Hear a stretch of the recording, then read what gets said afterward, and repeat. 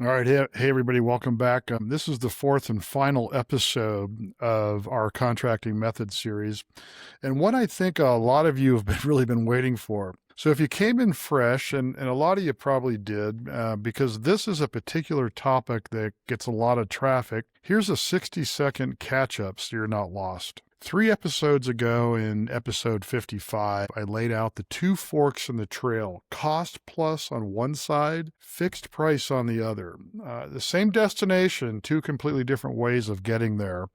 And then in episode 56 and 57, I then took the cost plus path apart in detail. Episode 56 was the decide episode, what cost plus actually is, the 3 flavors, and the 7 questions that tell you whether it's really a fit for you as a homeowner. Then episode 57 was the execute episode, how cost plus billing actually works day to day, the hybrid model that blends cost plus towards fixed price, and the architect as your project reviewer. So today we're going to talk about the other fork in the road, fixed price contracting. And here's how I want you to think about fixed price. Cost plus is rappelling down a cliff, and fixed price is a well-marked trail with signs at every turn. You can still get hurt on a well-marked trail, but the path is really, really visible. You know where you're going, you know what it costs to get there, and as long as you don't decide halfway up that you want to take a different trail, you're going to arrive where you plan to arrive. That's really what fixed price is all about. So here's what we're going to be covering today.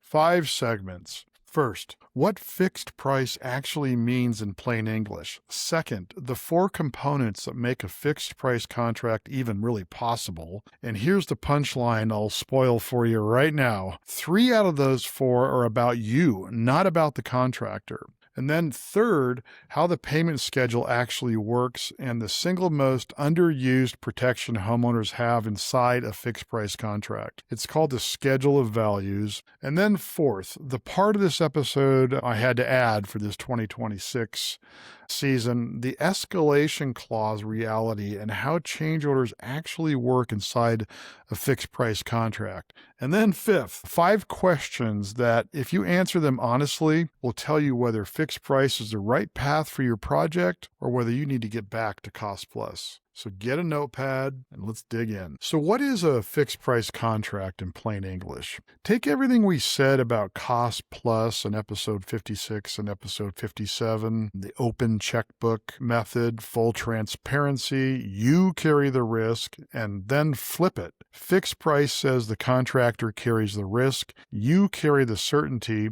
and the way you get there is one number locked at the top of the contract. That's it. But let me give you the details. If you're reading contracts and proposals from 3 different contractors, you might see this called by 3 different names: fixed price, lump sum, stipulated sum. All 3 mean the same thing: one number locked in exchange for a defined scope of work. And that is the most important aspect of even enabling you to even consider fixed price contract, is how good your plans and specs are, and that's what we're going to get into later. Fixed price is the term most homeowners search for. Lump sum is the term older builders and architects often use.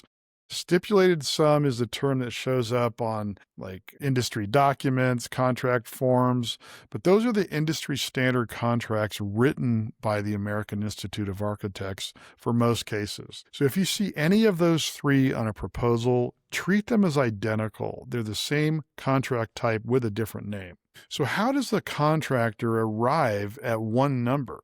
They take your plans, your specifications, and your scope of work, and they price out 4 buckets: labor, materials, subcontractors, and equipment. And we covered those 4 buckets in detail back in episode 49 and scattered about all of the previous episodes, but really we're talking about all the same 4 buckets. Then they apply their profit and overhead on top, and we call that P&O, and they hand you back a single number. Now, here's a difference from cost plus. In a cost plus contract, you see the P&O as markup percentage on the bill every 2 weeks. In a fixed price contract, the P&O is baked into the number. You don't see it line by line. The contractor absorbs that visibility, but you get to absorb the certainty. You don't need to see receipts. You don't track invoices and budgets. You pay against a payment schedule, which I'll get into in segment 3 of this episode. And here's the principle that runs through the entire contract. The price only changes if you change something. So let me put a fine point on that, because this is the principle the whole structure is built on. If the contractor underestimates the framing labor, that's their problem. If lumber goes up under pure fixed price, that's their problem. If a subcontractor falls through and they have to bring in a more expensive one, that's their problem. If material lead time stretches out, that's a scheduled issue, not necessarily a cost issue. So long as you don't change the plans, you don't change the specs, and you don't change the scope, the number really doesn't move. Now, I have to give you a little 2026 reality check. In fact, this might even be all the way back to post-COVID, but giving you a reality check on the pure fixed price principle. Many residential contracts have a release valve, we'll call it, on it. It's called material price escalation clause. And we'll cover that later in an upcoming segment of this episode. But it's one of the biggest challenges to the residential fixed price landscape since I wrote about this topic. But the principle still holds as the starting point. So here's where homeowners get tripped up. 3 contractors bid your project. 2 come back with cost plus with estimates of, let's call it $600,000. 1 comes back fixed price at $750,000. And the homeowner looks at that and says, fixed price is $150,000 more expensive. And that's not necessarily the best comparison. In fact, I'd even go as far as to say it's the wrong comparison. The cost plus number is an estimate, no ceiling, no guarantee. The fixed price number is a contract, capped and locked. So the fixed price contractor has to build in contingency for unknowns, and they're absorbing risk you'd otherwise carry. And that contingency shows up in the number. And on most well-documented residential projects, the fixed price number comes in at or below where the cost plus would have landed at completion. So if you get that, a fixed price contractor will often provide you a much more comprehensive estimate and proposal because your plans and scope and specifications are well documented. And you can go back and listen to all my other episodes that really drive that point home. And that's why a lot of people end up in trouble, because they get enticed by the cost plus contract only to quickly realize that the price is going to continue to escalate as details are uncovered. Lack of information is uncovered. Lack of specifications are uncovered, and then change order after change order comes in. Now I want to kind of plant a seed here, and we'll come back to it off and on throughout this entire podcast. So a fixed price bid almost always looks higher at proposal time and almost always costs less at the finish line. So that's what fixed price is. But here's where most homeowners get this next part wrong. They think fixed price is something the contractor delivers. It really isn't. Fixed price is something you and your design team make possible, and the contractor either accepts your invitation or they don't.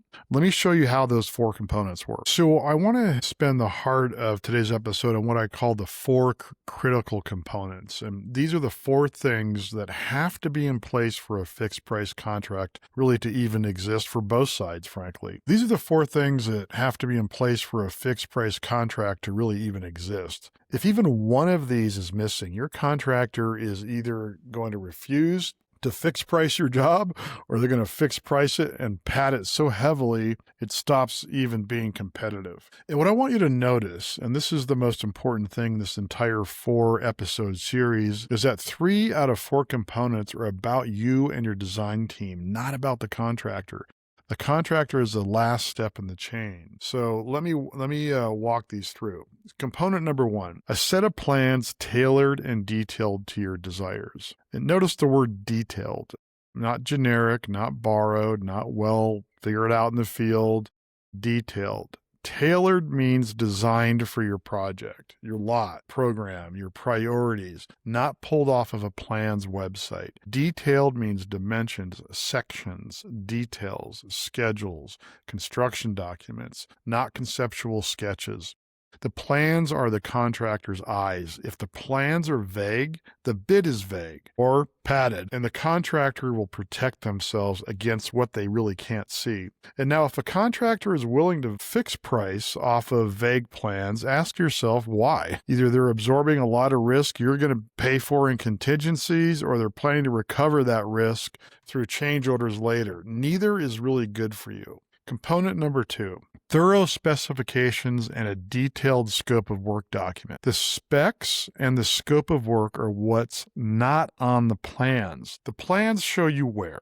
The specs and scope of work tell you what. Specs cover materials, every finished material, every plumbing fixture, every appliance, every lighting fixture by make, model, where possible. All of the material specifications for the project. Just think about it. Your flooring, your baseboards, your cabinetry, your countertops, your backsplashes, your interior doors, your interior trim. It just goes on and on and on.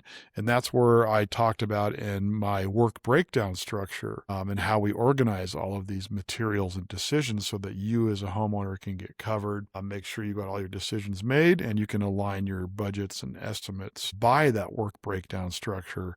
And you can go back and find that episode as well. The scope of work document covers what the contractor is and isn't doing, and just as importantly, what materials they're providing versus what you're providing. So let me give you a concrete example. Let's just say, I don't know, a master bathroom model. Without specs, the plan might say install tile. With the specs, the plans may install dowel tile, XYZ porcelain, 12 by 24 in a stack bond pattern with Schluter trim on Weddy backer with Mapei thin set. I mean, these are technical terms and product terms that you or your architect can develop. Without these specs, the contractor really does guess. They put in a tile allowance. They install whatever fits the allowance. You might love it. You might hate it. And if you hate it, that's a change order. It sounds kind of dumb, but ultimately you will be picking out the material. But the key here is, have you picked it out ahead enough for them to be able to assign a value to it so that you can avail and take advantage of fixed price contracting? So with specs, the contractor prices exactly what you want. No guessing, no allowances, no surprises.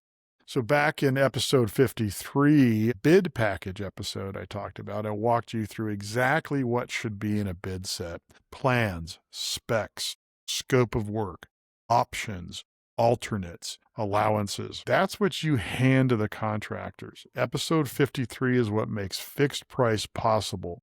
And if you didn't catch that one, you might want to go back to it at this point, or just remember to go back to it after this episode if you're thinking about going down the fixed price path. Component number 3.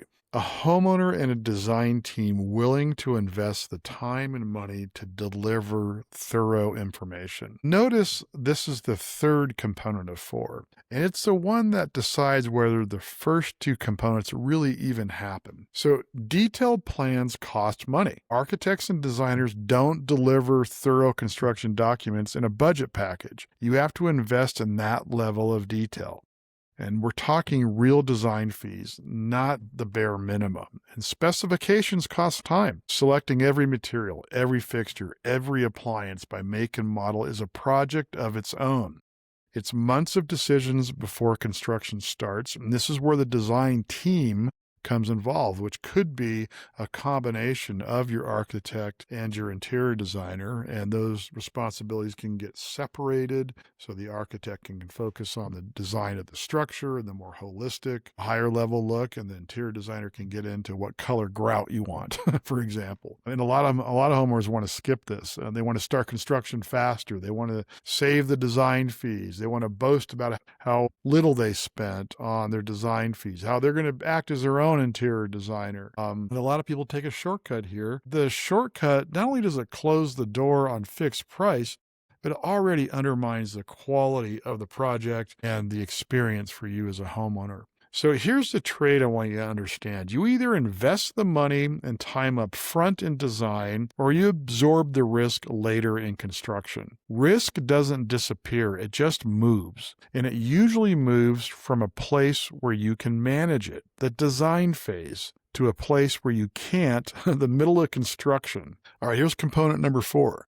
A builder who's comfortable enough with the information you've provided to agree to a fixed price. And this is where that mention about the 2026 season here comes into play. So even if you have perfect plans and perfect specs, a builder may still decline to fix price your project. In 2026, more residential builders are declining pure fixed price than ever before. And the reason isn't that they don't want your business. It's that tariff uncertainty, lumber and steel volatility, and labor market unpredictability have made the pure fixed price commitment harder to make safely. And many builders will only fix price your job if you allow them to attach a material price escalation clause, and we'll cover that a little bit later.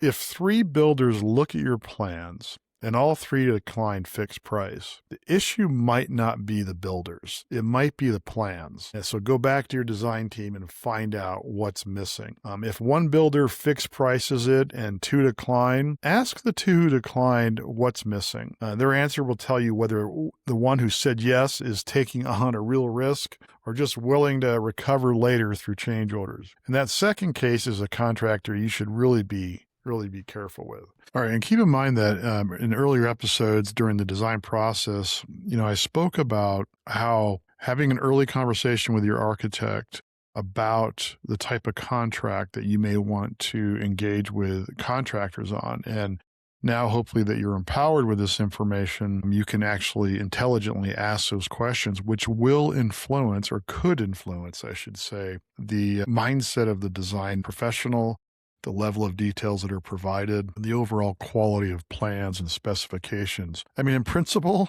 that should always be done, regardless of the type of contract that you're going to be thinking about doing. But unfortunately, it doesn't always happen. And the less it happens, the more vulnerable you are as a homeowner with your contracts. So I just want to drive that point home, and you can go back and look at the past design process episodes about that and learn just a little bit more. All right, let me circle back to where I started this segment. So components 1, 2, and 3 are about you and your design team. Only component 4 is about the contractor. So 3 out of 4. The contract you get is determined long before that contractor walks in. All right, so you've done the work. You've detailed the plans, let's say. You've got the specs. You're invested.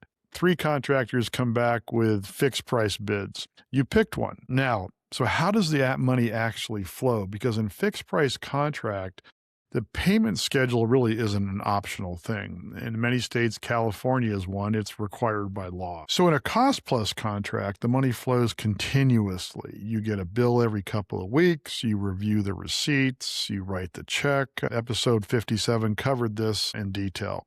In a fixed price contract, the money flows differently. You don't pay against receipts, you pay against milestones.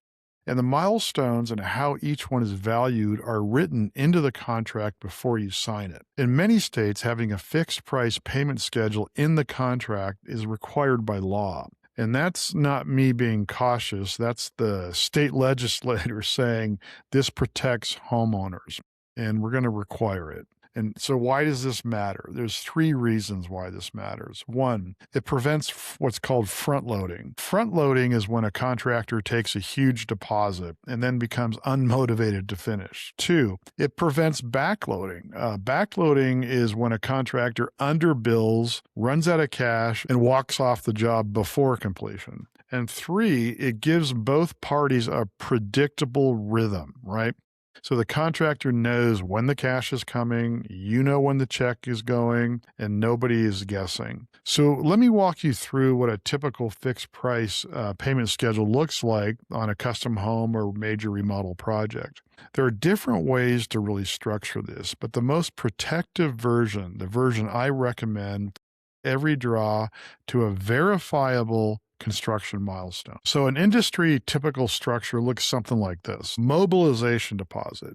This could be 10 to 20% of contract value to cover initial materials, permits, and scheduling, usually paid at signing or shortly thereafter. Now, you got to be really careful here because there are many states, and I think California, I know California is one of them.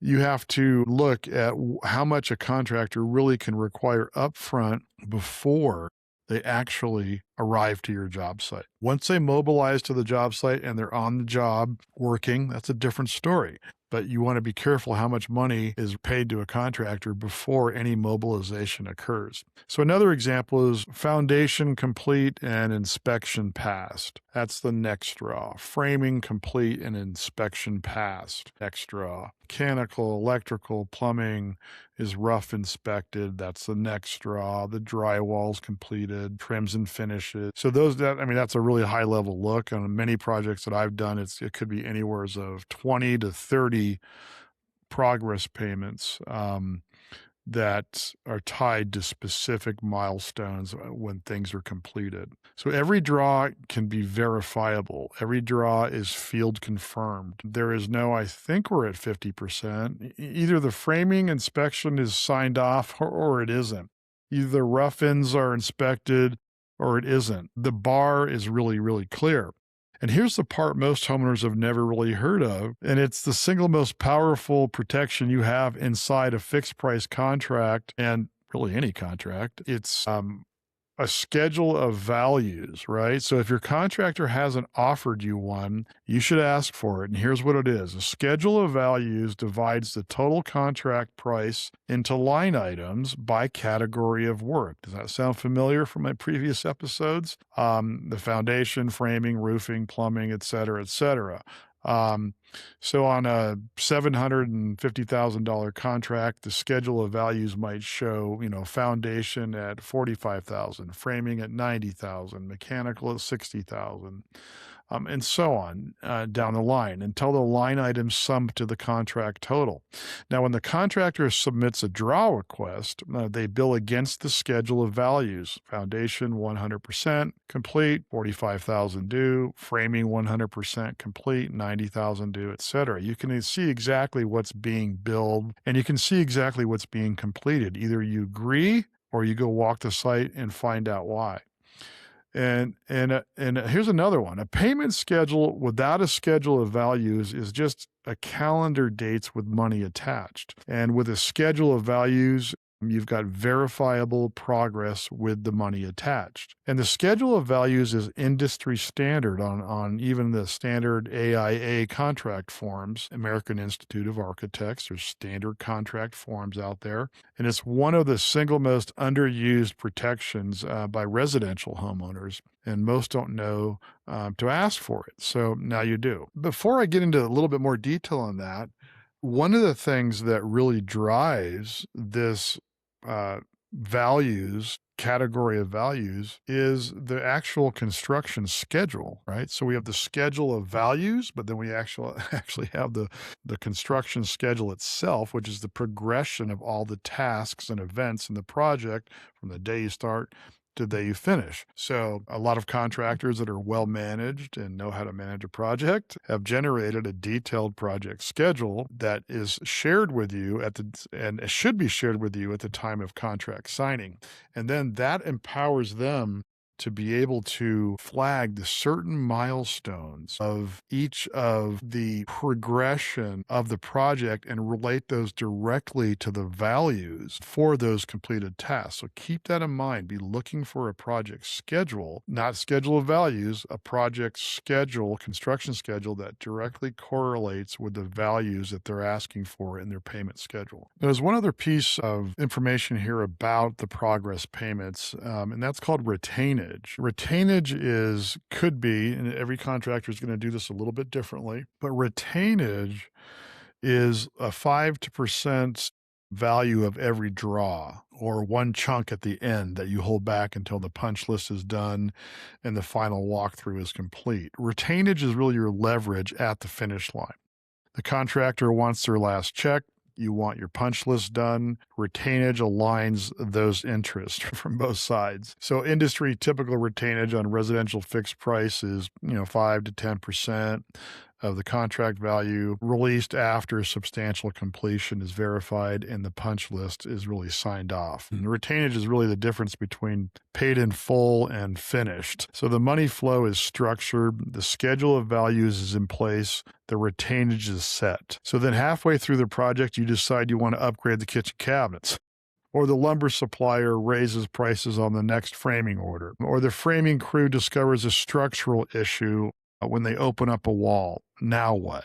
That's segment 4, and this is the part of this episode I had to rewrite for 2026. When I wrote about fixed price contracts in my book, the pure fixed price principle was pretty clean. The price only changes if you change something, or if something unforeseeable arises.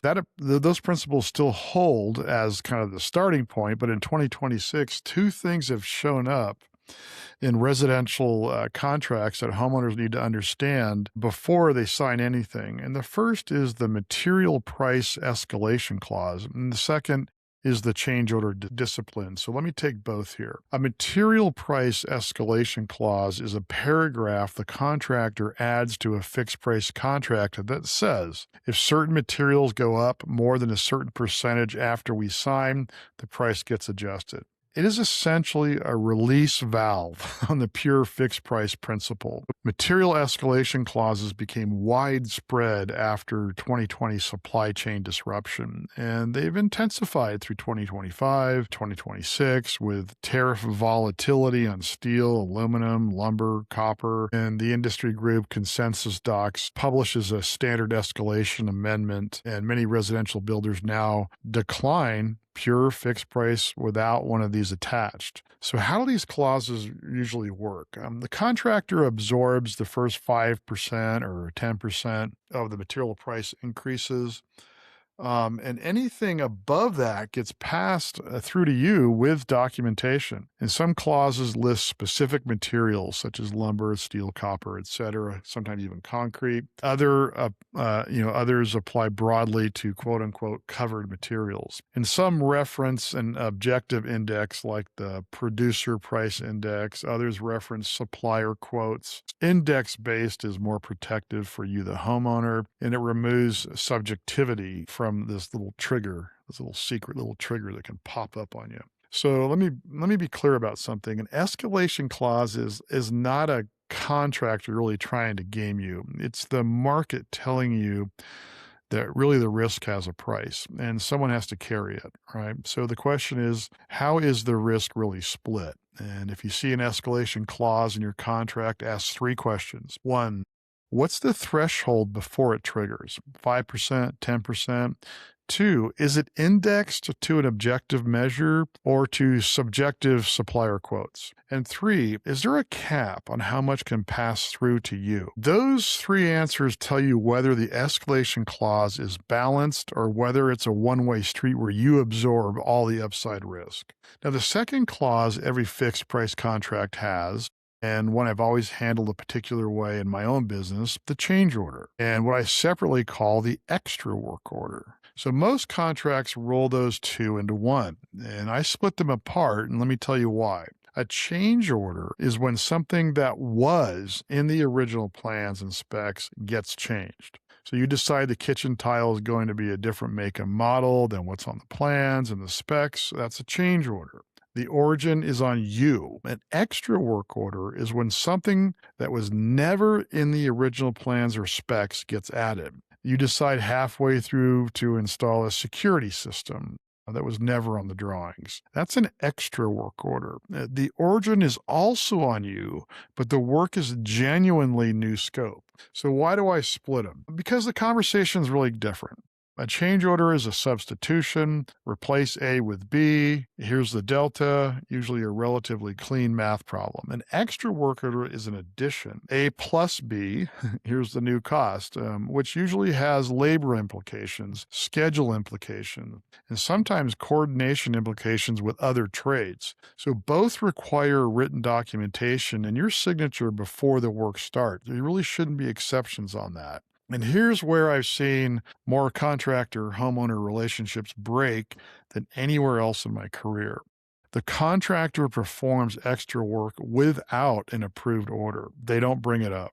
They keep moving. And then a month later, they hand you a bill for $15,000 of work you didn't approve. So why does this really happen? Two reasons. One, contractors are doers, not paperwork people for the most part. They want to keep the momentum on site, not stop and write up an order. Two, and this is the real one, contractors hate confrontation. Asking for an order means having the cost conversation up front. So they do the work and they just hope you'll accept the bill at the end. And your job is to enforce the discipline. No order signed by both of us, no work performed, and no exceptions. And even on small items, this should apply. I mean, I realize in reality, when really things are going, you could interject an intermediate step where there's some written communication, such as, hey, this is what's going to be. Do you accept? Yes.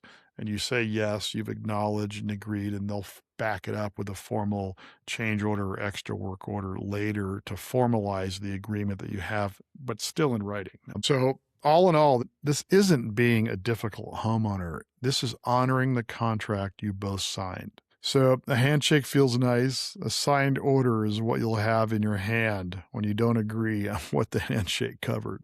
All right. So you know what fixed price is, what makes it possible, how the money flows, and the 2026 clauses you need to read really carefully. The last thing I want to leave you with today is the question I want you to actually go ask yourself or answer for yourself. Is fixed price the right path for your project? So here are the 5 questions I want you to actually answer for yourself. Do I have the bandwidth to invest a sizable percentage of my time during the design process? Months of decisions, selections, and meetings before a single shovel hits the ground. Question 2.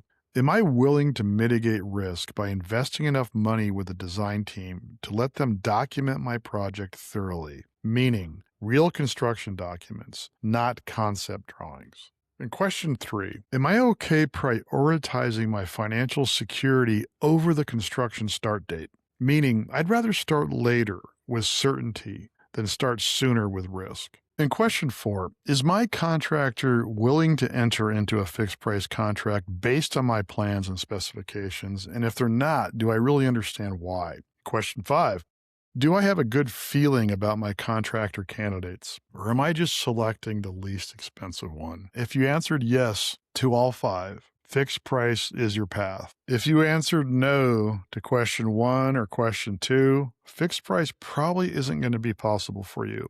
You need to revisit Cost Plus from episode 56 and 57. And if you answered no to questions 3 or 5, you have homework to do before you sign anything. All right.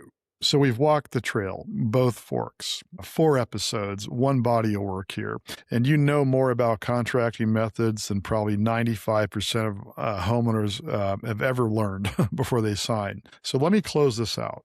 Here's what we've covered today. Fixed price means one number, locked in exchange for a defined scope of work. It requires 4 components: detailed plans, thorough specifications, a homeowner and a design team willing to invest, and a builder comfortable enough to agree. And 3 of the 4 are on your side of the table. And the money flows on a milestone-based payment schedule, governed by a schedule of values, driven by the construction schedule, with possibly a 5 to 10% retainage held until the punch list completion. And in 2026, even 2025, almost every fixed price contractor is going to have a material escalation clause. Read it carefully, ask the right questions, understand how the risk is split. So 5 questions really decide whether fixed price is right for you, and you can answer them honestly. And I'm hoping to put a link in the show notes to a little micro tool for you to be able to just go through it within seconds and decide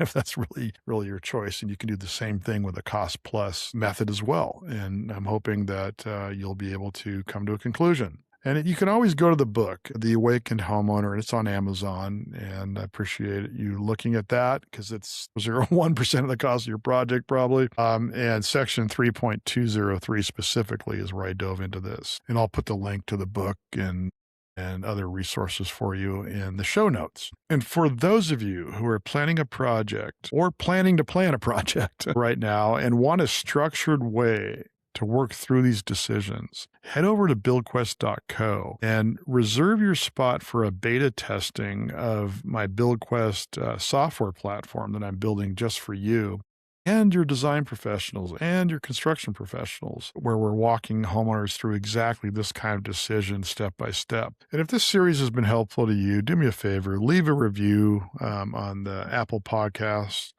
or wherever else you're listening to it. Because what happens with the reviews is it's not just for me, it's for helping the platform surface these episodes more, ranking them higher so that other homeowners that are interested in the same topics are actually able to find them, frankly. And, share this episode with a friend who's planning a project, and you can subscribe to the YouTube channel, The Awakened Homeowner, and you can always email me at www.theawakenedhomeowner.com. That's REID. I think next week in episode 59, I'm going to dive into understanding contracts themselves, which is segments in the book that I've been wanting to elaborate on a lot.